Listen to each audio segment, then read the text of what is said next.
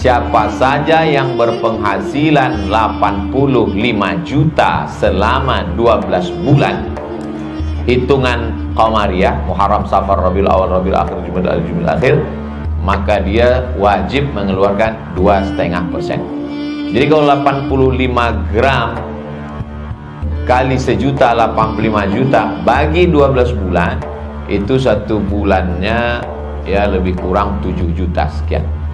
Jadi bagi keluarga besar Low Star Collection 7 juta itu upil-upil aja. Karena berdasarkan bisik-bisik kami dengan Haji Lau tadi sebentar, walaupun beberapa menit sementara kata sambutan tadi, Ustaz Somad, pegawai-pegawai kami ini itu gajinya itu bukan per bulan, per hari, bahkan per detik.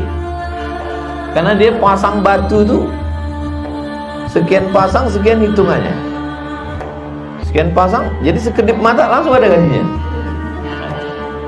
Ada yang satu hari itu bisa masang sekian, gajinya sampai 1 juta, ada yang bisa sekian juta. Jadi begitu Pak Haji Lau tadi mengatakan, kalau satu hari bisa 500 ribu, langsung kalkulator kepala saya berjalan. 500 ribu 10 hari 5 juta, 1 bulan 15 juta, sedangkan nisab tadi cuma 7 juta. Jadi ini nampaknya masing-masing ini satu hari mungkin 1 juta. Hah? Yang tadi itu tukang.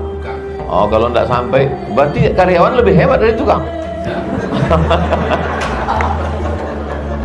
Insyaallah tabarakallah. Andai tidak sampai situ pun menjadi doa insyaallah. Amin. Tapi dari bunyi aminnya macam-macam tak yakin. Ini anak-anak muda yang luar biasa. Ketika anak muda sibuk dengan pacaran, dengan narkoba, dengan tato, dengan mabuk, dengan sakau. Kemarin saya dikirimi video anak muda umur 21 tahun stroke gara-gara begadang. Ada anak muda yang punya pekerjaan, punya penghasilan, ganteng-ganteng, berzakat. Kebetulan bersama kita ada ketua Amil Zakat, tua anggota Badan Amil Zakat Nasional Provinsi Riau, Ustaz Jamal. Jadi yang di sini yang pakai peci merah ini cuma kami bertiga. Nah, ini yang merah ini berarti isi kepalanya duit aja. Zakat ketua yayasan sama yang ceramah. Tapi alhamdulillahnya yang dipikirkan ini, Sumando, Sultan Bagindo. Tapi insya Allah yang dipikirkan ini macam mana anak-anak ini biar supaya sekolah gratis. Alhamdulillah tahun ini sudah diterima, sudah ditutup penerimaan tahun kedua, tahun ke depan tahun ketiga. Lalu kemudian berpikir nanti akan melanjutkan tanah wakaf yang di Jalan Bakti untuk preschool. Lalu kemudian ada lagi 2 hektar yang di Palas untuk sekolah yang sifatnya produktif, yang sekarang ini konsumtif karena tidak berbayar. Ternyata banyak masyarakat Pekanbaru yang berminat. Anak kami mau masuk ke sana juga Pak Ustadz. Kata Ustadz Al-Nob, syaratnya berat Bu. Apa syaratnya? Mesti yatim, bapaknya meninggal dulu. Oh, kami mau yang berbayar, kami bukan duafa, kami bukan tak mampu. Kalau gitu kita akan buat yang berbayar. Jadi alhamdulillah Yayasan Tabung Wakaf Umat ini berkembang terus. Dan ini milik umat, bukan milik Ustadz Anob, bukan milik Ustadz Jamal, bukan milik Ustadz Tatang, bukan milik Ustadz Somad, tapi milik umat. Maka disebut dia dengan Yayasan Tabung Wakaf Umat.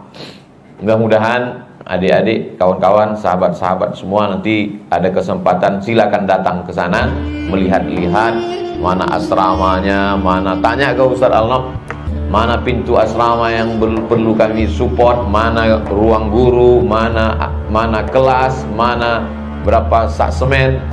Saya senang sekali nanti mendapat laporan dari Ustaz Al-Nob. Alhamdulillah setelah Ustaz Somad kemarin ketemu dengan keluarga besar Low Star Collection, banyak anak-anak muda itu datang kemari bertanya tentang semen, batu bata, batu kerikil. Ada yang bantu Ustaz Al-Nob? Enggak, nanya-nanya aja. Karena sesungguhnya itulah yang akan menjadi masa depan kita di akhirat nanti. Memang sulit untuk bercerita. Saya juga tidak mau bercerita mati kepada anak-anak muda, karena beberapa anak muda saya coba tanya-tanya, kenapa kalian anak-anak muda ini kurang suka pengajian? Sebetulnya kami mau ngaji Pak Ustadz, kami mau bercerita, Ustadz itu cerita tentang masa depan, tentang planning ke depan. Tapi kebanyakan ustadz-ustadz ini ceramah, kami udah semangat, dia cerita malam pertama di alam kubur. Kami maunya bagaimana menata masa depan kami. Jadi satu fase kehidupan anak muda, adik-adik sudah selamat.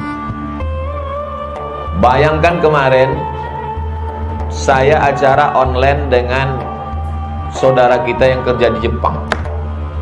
Di akhir tausiah ada pertanyaan, 15 pertanyaan. Pertanyaannya, yang satu tanya, Ustadz Somad, apa hukumnya saya selama 2 tahun gak pernah sholat Jumat? Saya tanya, kenapa ente gak sholat Jumat? Karena masjidnya jauh sekali, dan kami sebagai karyawan tidak dibenarkan untuk keluar lebih dari 1 jam.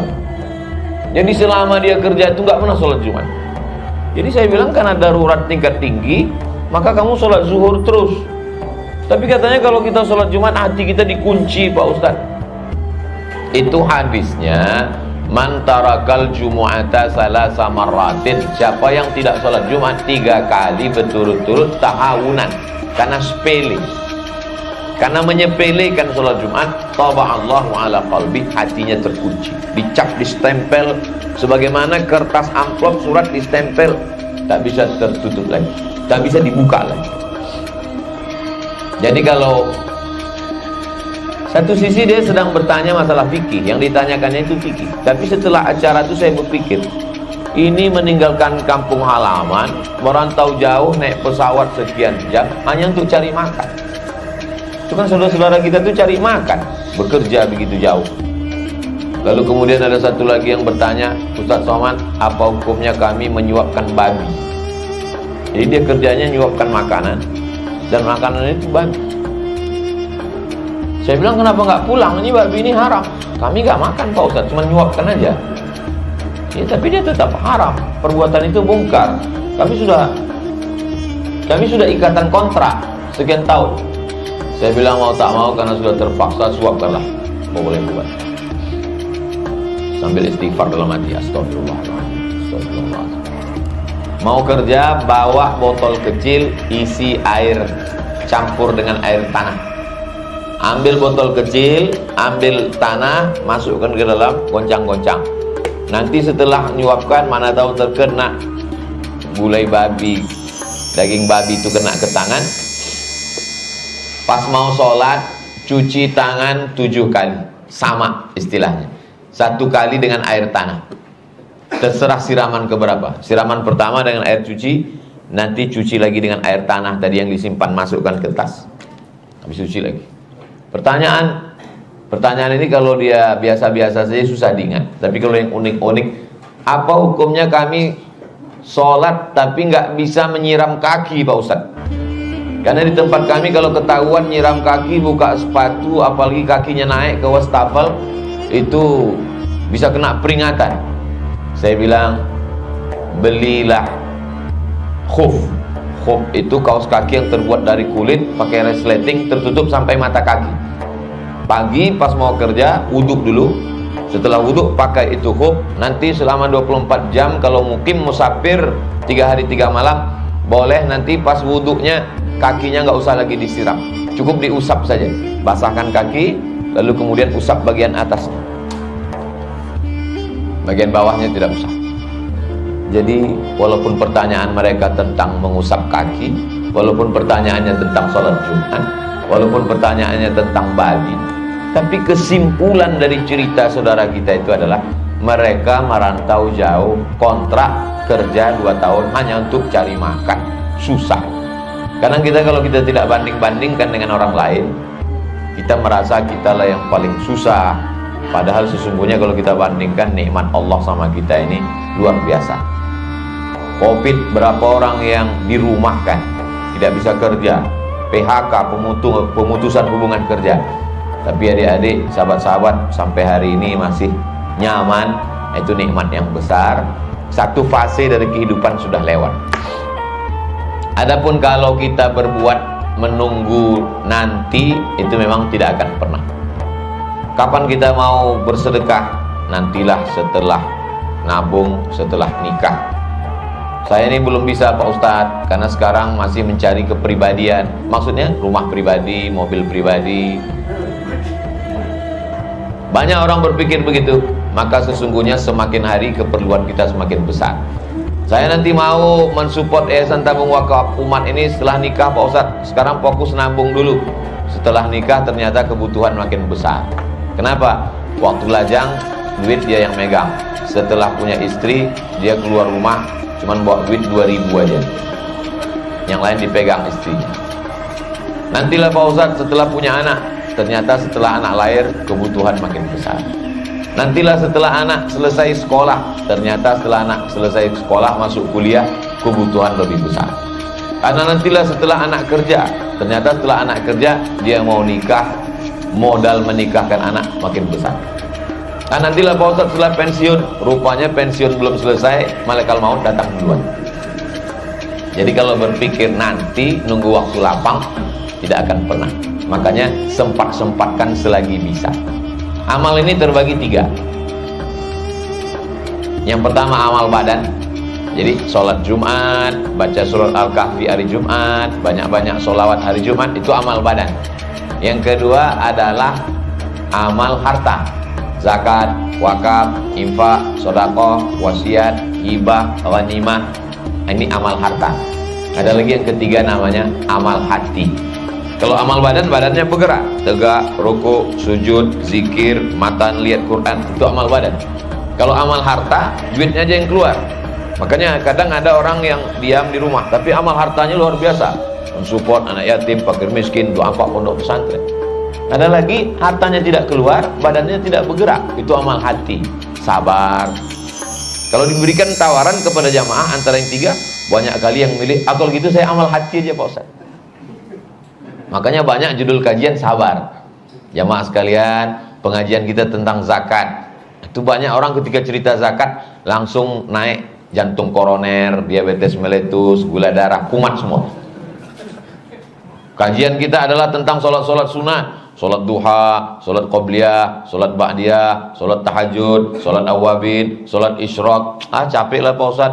Sholat zuhur aja kadang lupa, sholat subuh aja kadang menyatu dengan duha.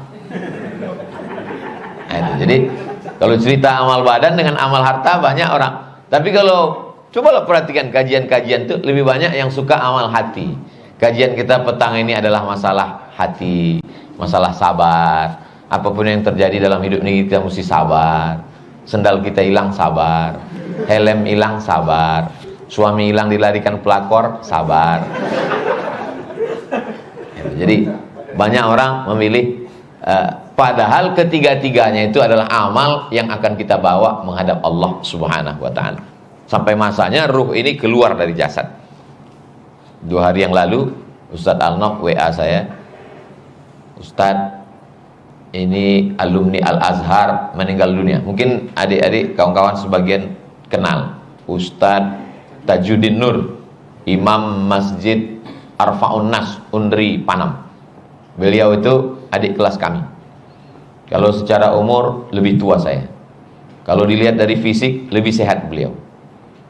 Tapi rupanya ajal kita tidak tahu. Meninggal dunia. Yang saya kesalkan adalah kalau dengan TWU ini alhamdulillah ketemu. Setiap bulan saya khususkan hari Jumat, Sabtu kosong untuk ketemu. Itulah yang saya khawatirkan, itu selalu ketemu. Kalau selama ini Ustaz Al-Nok, Ustaz Tatang, Ustaz Jamal, mengapa Ustaz Somad mengkhususkan ketemu hari Jumat setiap bulan? Khawatir saya kalau kita meninggal tak sempat jumpa. Macam meninggalnya sahabat kami. Alhamdulillah kita udah ketemu 2 tahun, nggak meninggal-meninggal.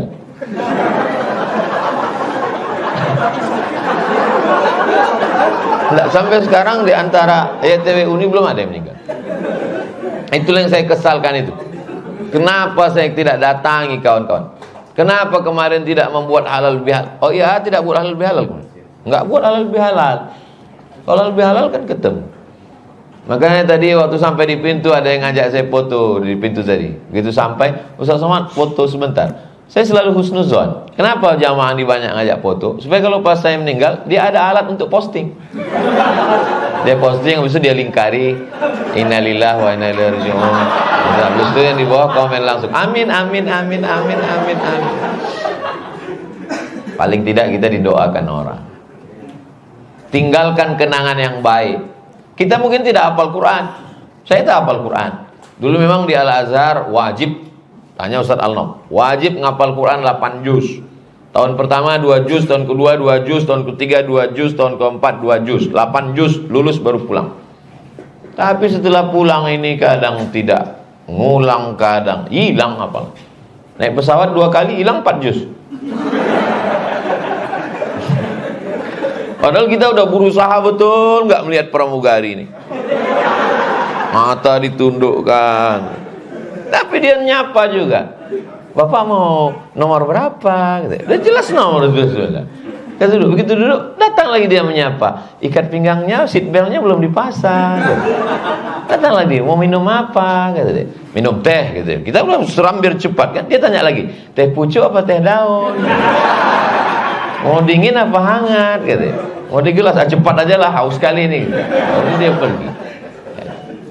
Mau tak dilihat kita punya mata, mau dilihat berdosa. Jadi kalau dipaksakan hidup ini terus bersemangat bekerja, kita tidak tahu dan kita akan mati membawa apa. Insya Allah 3 amal ini kita bawa. Amal badan sudah, amal harta sudah, amal hati, merasa cukup dengan pemberian Allah. Saya terus terang sampai sekarang tak ada lagi keinginan-keinginan untuk itu, untuk ini, untuk itu. Cukup. Kalau dulu memang mau selesai S1. Begitu selesai S1 nanti mau S2. Habis S2 nanti saya mau S3. Habis S3 mau profesor. Habis sudah. Habis sudah. Datuk Sri Ulama Setia Negara Profesor Dr. Haji Abdul Somad LC, DSD, PhD. Yang tinggal satu lagi belum, almarhum. Jabatan-jabatan itu pun tak terlalu menggiurkan. Jadi yang dipenuhi kepala saya ini sekarang, bagaimana supaya anak-anak ini bisa sekolah gratis, makannya, pakaiannya, gaji guru. Lalu kemudian setelah anak-anak ini tamat nanti minimal dia mesti S1. Jangan sampai hanya sekedar hafal Quran, tamat pondok nggak S1. Mana tahu dia nanti bisa jadi caleg, anggota legislatif, bisa memperjuangkan 20% anggaran pondok pesantren di sidang paripurna. Mana tahu di kampungnya nanti ada pemilihan kades. Setelah jadi kades, dia jadi calon bupati, wali kota, dia akan menjadi penghafal Quran. Dia buat program satu kabupaten pengentasan buta huruf Al-Quran. Tidak boleh nyambung dari SD ke SMP sebelum punya ijazah buta huruf Al-Quran. Tidak boleh menikah sebelum punya ijazah buta huruf Al-Quran. Jomblo-jomblo tahankan. Nah, jadi dakwah ini berkesinambungan. Jadi yang ada di pikiran kami ini sekarang, bagaimana supaya anak-anak ini tamat pesantren bisa S1. Kita carikan kampus mana yang beasiswa. Dan setelah dia tamat S1 nanti bagaimana supaya dia pulang ke suku Akit, ke suku Talang, ke suku Anak Dalam, ke suku Laut, ke suku Sakai. Di sana juga dibuatkan pondok. Lalu kemudian gaji pokoknya, seperti kita bisa menggaji sekarang anak-anak di Bagan Benio 2,5 juta, 2 juta. Dibuatkan kelasnya, dibuatkan rumah dinasnya, supaya jangan sampai dia pulang nanti menumpang di rumah mertua, hilang harkat martabat kehormatan harga dirinya. Jadi begitu bangganya pulang, aku S1, murid Ustaz Abdul Somad. Alah kau numpang rumah bapakku, kata istrinya. Nah, jadi ini pikiran kita semua. Jadi pikiran kita ini, otak kita ini, kalau kita tidak ajak dia untuk memikirkan agama, dia akan memikirkan yang lain. Saya senang sekali pengajian ibu-ibu, pengajian bapak-bapak.